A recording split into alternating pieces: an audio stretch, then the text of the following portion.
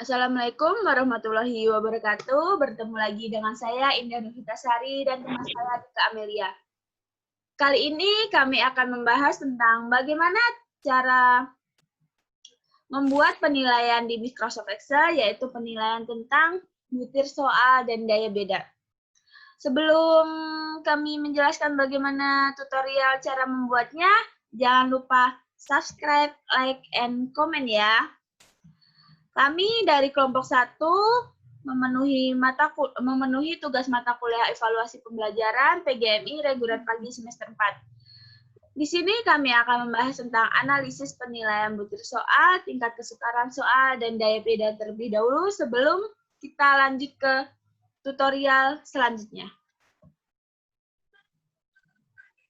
Baik, tujuan analisis butir soal menghasilkan sebagai informasi berharga yang pada dasarnya akan merupakan umpan balik atau feedback guna melakukan perbaikan pembahasan dan penyempurnaan kembali terhadap butir-butir soal sehingga pada masa-masa yang akan datang tes hasil belajar yang disusun atau direncanakan oleh guru itu betul-betul dapat menjalankan fungsinya sebagai alat mengukur hasil belajar yang memiliki kualitas yang tinggi. Nah, selanjutnya tingkat kesukaran. Tingkat kesukaran yaitu peluang menjawab benar suatu soal pada tingkat kemampuan tertentu yang biasanya ditanyakan dalam indeks kesukaran. Difficulty Index yaitu angka yang menunjukkan profisi siswa yang menjawab benar soal tertentu. Semakin besar indeks tingkat kesukaran yang diperoleh dan hasil perhitungan berarti semakin mudah soal itu.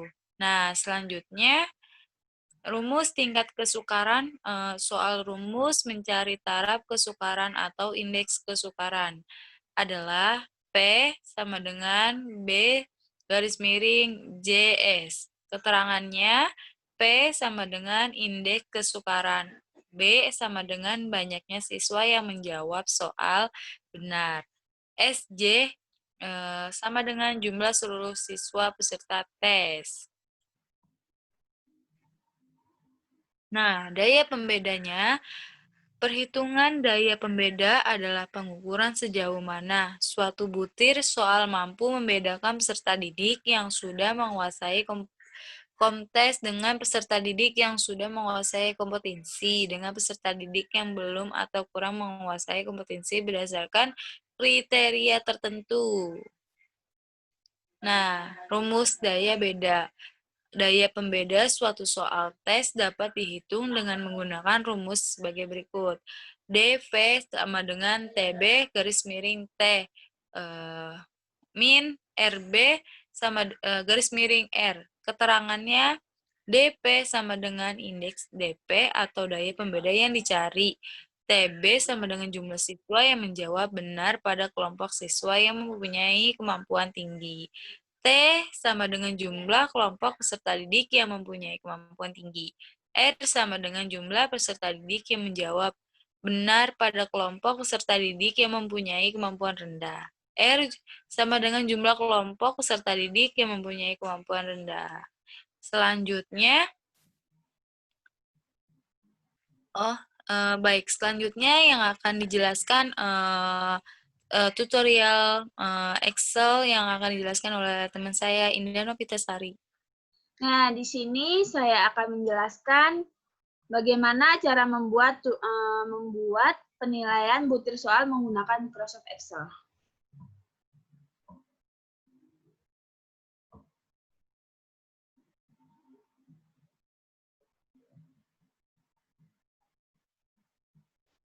Nah, di sini saya sudah mempunyai datanya. Saya membuat data dengan jumlah peserta didik 25 dan 30 soal pilihan ganda. Nah, di kolom-kolom ini kenapa ada angka 1, 0, 1, 0? Nah, angka 1, 0, 1, 0 ini maksudnya angka 1 itu siswa yang menjawab benar, dan 0 itu siswa yang menjawab salah. Bagaimana cara mencari rumus supaya bisa tahu seberapa banyak siswa yang menjawab benar? Nah, rumusnya seperti ini. kita akan mencari dengan menggunakan rumus sama dengan sum. Buka kurung.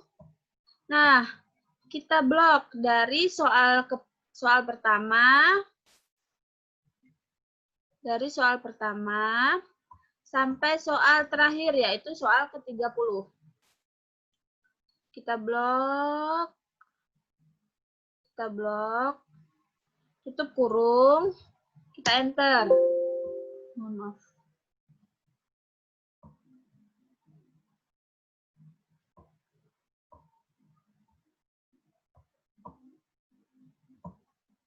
Rumusnya salah.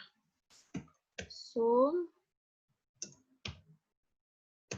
dalam kurung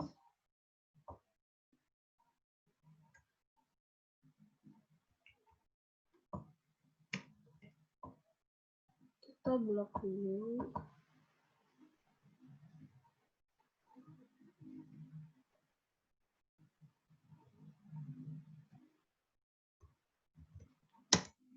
Nah, hasilnya 24. Jadi 24 di sini itu maksudnya jumlah siswa yang menjawab benar itu ada 24. Nah, terus ke bawah dengan menggunakan rumus yang sama juga. Nah, ini cara menjumlahkan jumlah benar ke samping. Bagaimana jika menjumlahkan jumlah benar ke bawah? Nah, caranya seperti ini. Caranya sebenarnya sama aja, seperti yang di samping, sama dengan sum, buka kurung, kita blok dari soal yang pertama,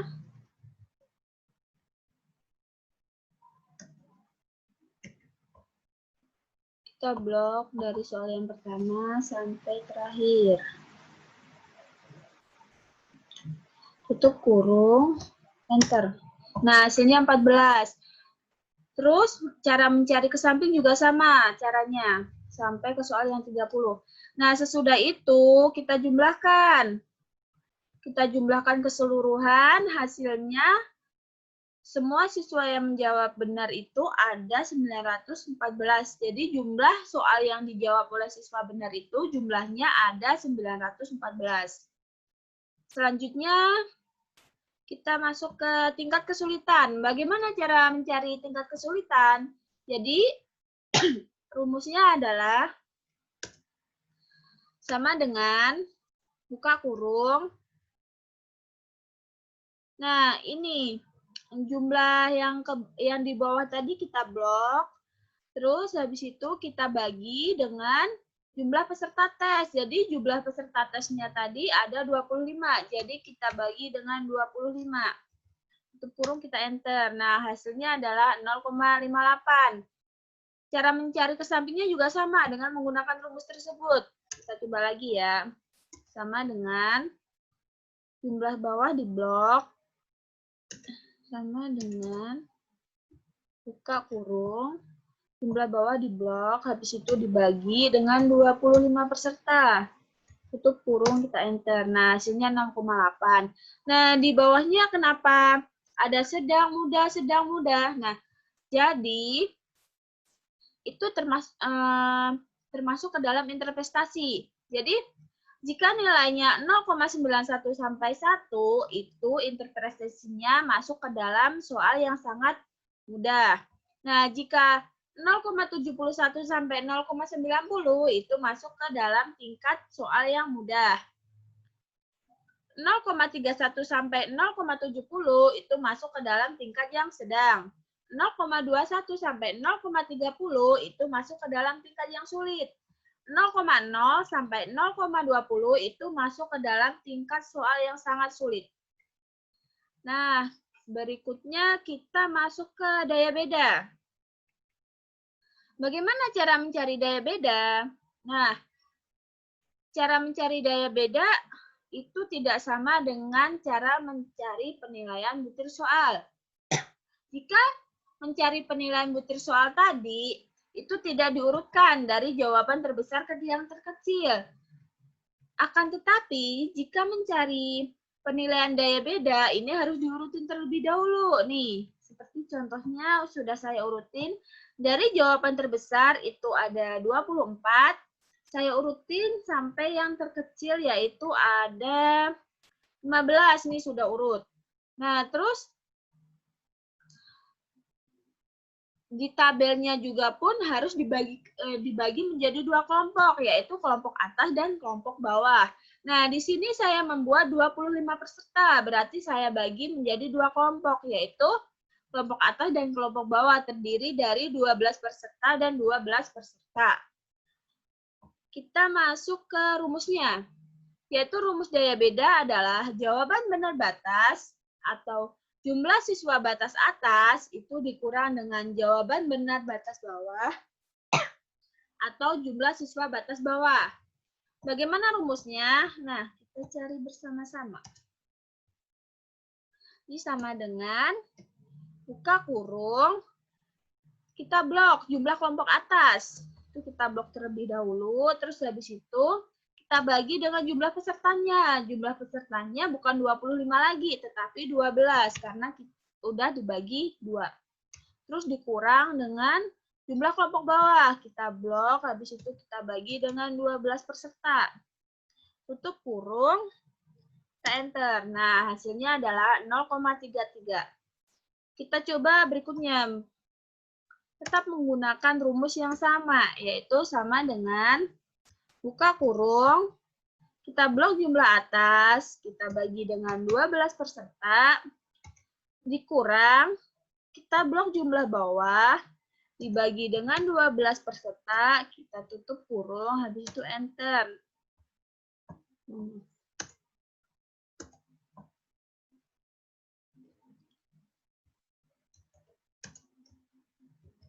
Kita blok jumlah atas, dibagi 12, dikurang, kita blok jumlah bawah, habis itu bagi 12, enter. Nah, hasilnya 0,08. Nah, itu cara mencari daya beda. Terus, di bawahnya ada interpretasi. Interpretasinya adalah cukup baik, tidak baik, tidak baik, tidak baik. Nah, kenapa bisa dikatakan seperti itu? Karena ada keterangannya, yaitu tidak baik itu jika nilainya 0 sampai 0,2 itu masuk ke dalam tidak baik. Jika kurang baik itu masuk ke dalam nilainya 0,21 sampai 0,3. Cukup baik itu nilainya 0,31 sampai 0,4. Sangat baik itu nilainya 0,41 sampai 1. Nah, itu tadi penjelasan cara membuat penilaian butir soal dan penilaian daya beda. Saya rasa itu yang saya dapat jelaskan. Jangan lupa like, subscribe, dan komen. Wassalamualaikum warahmatullahi wabarakatuh. Waalaikumsalam warahmatullahi wabarakatuh.